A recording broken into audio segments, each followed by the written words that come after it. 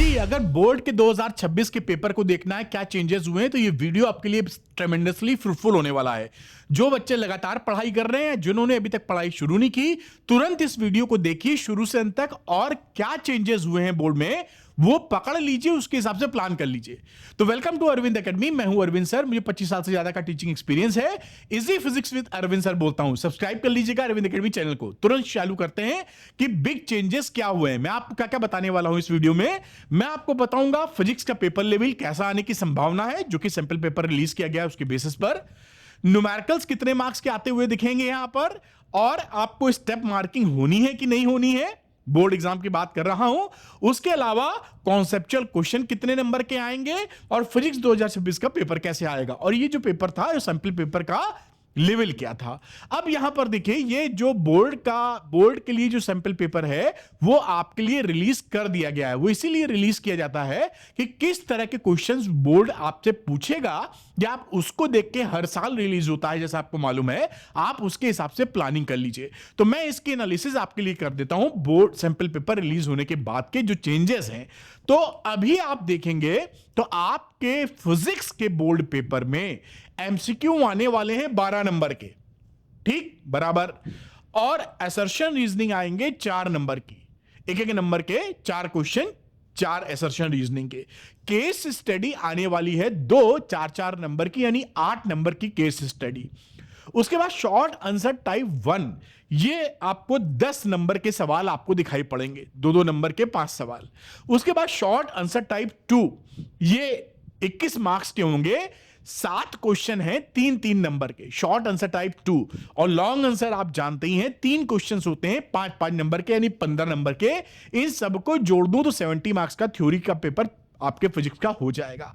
यहां पर यह भी आपको दिखाने की कोशिश है मुझे कि एक टाइप का क्वेश्चन नहीं है। ये देखिए, MCQ, assertion reasoning, case study, short answer type 1, short answer type 2, और यहां लॉन्ग आंसर। लॉन्ग आंसर में आपके न्यूमेरिकल एक पार्ट रहता है, एक पार्ट में डेरिवेशन हो सकता है, या कोई कॉन्सेप्ट पूछ सकते हैं, जैसे कि मूविंग कॉइल गैल्वेनोमीटर का प्रिंसिपल और वर्किंग शो कीजिए। ये सिंपल पेपर में दिया है, जो डायरेक्ट क्वेश्चन बनता है, बड़े 5 नंबर में आता है, सेकंड पार्ट न्यूमेरिकल का बन जाता है।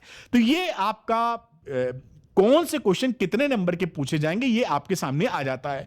साथ में एक नोटिफिकेशन जारी किया था बोर्ड ने, जहां पर यह बताया था कि जो उनकी मार्किंग स्कीम है 2025-26 के लिए, उसमें कोई बदलाव नहीं होगा। इसका मतलब है कि मार्किंग में थर्ड पार्टी भी इंक्लूड रहेगी, यानी आपको पेपर प्रेजेंटेशन भी अच्छा करना पड़ेगा, जिससे कोई चूक ना हो, भरपूर नंबर आपको मिल सके जो आप डिजर्व करते हैं पढ़ने के बाद। तो इसका भी ध्यान आप रखिएगा।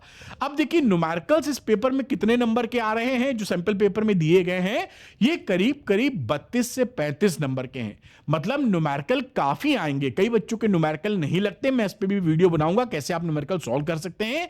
लेकिन न्यूमेरिकल नहीं लगते तो प्रैक्टिस चालू कर दीजिए, अगस्त हो चुका है, अब मौका नहीं मिलेगा।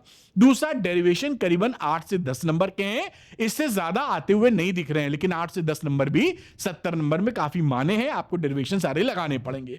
कॉन्सेप्चुअल एंड थ्योरी की बात करें तो 20 से 25 नंबर की है।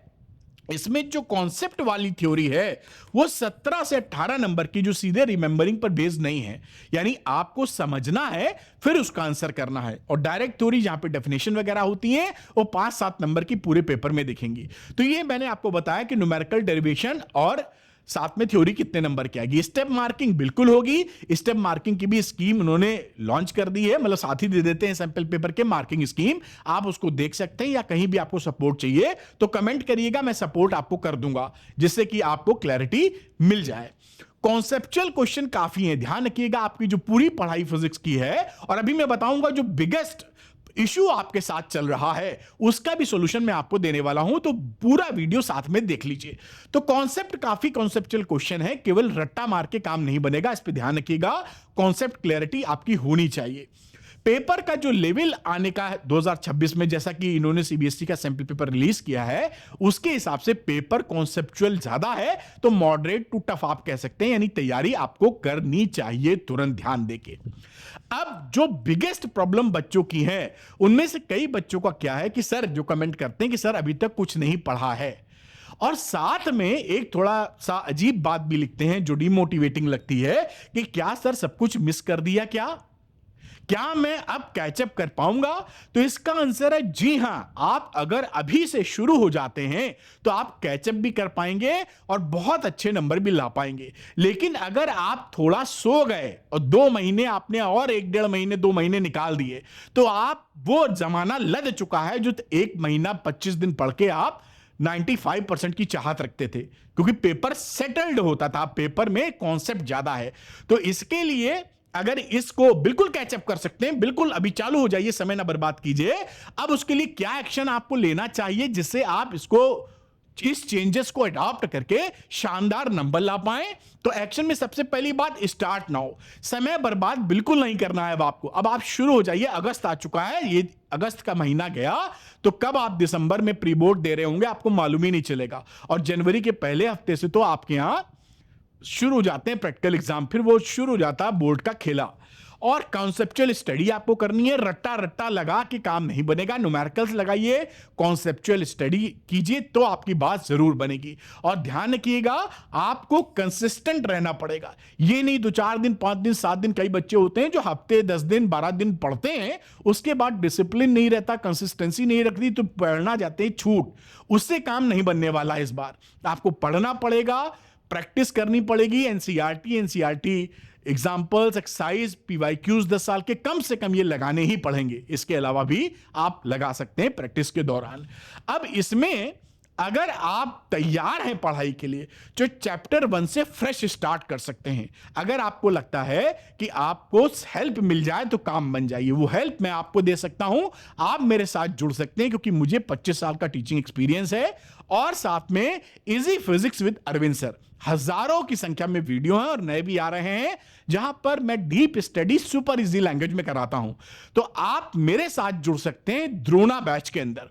यहां पर मैं अगस्त 8 से, यानी जब आप वीडियो देख रहे होंगे, अगर मैं जब वीडियो रिलीज हो रहा उससे बात करूं तो परसों का दिन, वरना जब आप देख रहे हैं तो अगस्त 8 से चैप्टर 1 से मैं 11th का भी और 12th का भी पहले चैप्टर से रीस्टार्ट कर रहा हूं। आपके पास ये एक लास्ट चांस है, समझ लीजिए।